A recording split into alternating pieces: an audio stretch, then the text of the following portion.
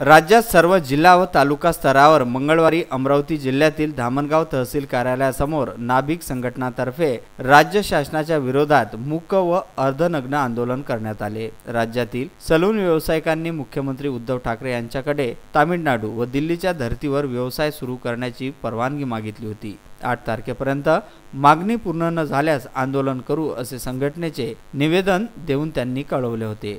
आंदोलनामध्ये सोशल डिस्टन्सिंगचे पूर्ण पालन करण्यात आले। राज्यात नाभिक समाजाच्या पदाधिकारी व कर्मचारी यांनी संपूर्ण राज्यात जिल्हा स्तरावर अधिकारी कार्यालयासमोर तसेच धामणगाव तालुका स्तरावर तहसील कार्यालय येथे तालुक्याचे शहर पदाधिकारी कार्यकर्ते यांनी शांततेच्या मार्गाने तोंडावर मास्क लावून 5 फूट अंतर ठेवून आंदोलन केले।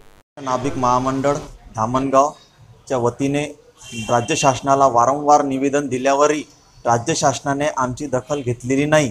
8 तारखेपर्यंत आम्ही राज्य शासनाला मुदत दिलेली होती। 9 तारखेला आम्ही आंदोलन करणार होतो, म्हणून आज आम्ही तहसील ऑफिसला मूक अर्धनग्न आंदोलन करण्यासाठी आलेलो आहे। आणि आज मूक अर्धनग्न आंदोलन आमचं आज संपन्न झालेलं आहे। तरी राज्य शासनाने आमची दखल घेतली नाही, तर याच्या पुढे तीव्र आंदोलन करण्यात येईल। याची राज्य शासनाने दखल घ्यावी, म्हणून आम्हाला लवकरात लवकर न्याय द्यावा ही मागणी आहे आमचीवाली महाराष्ट्र नाभिक महामंडळाकडे। Salman Khan, Vidarbha news, Dhamangaon railway.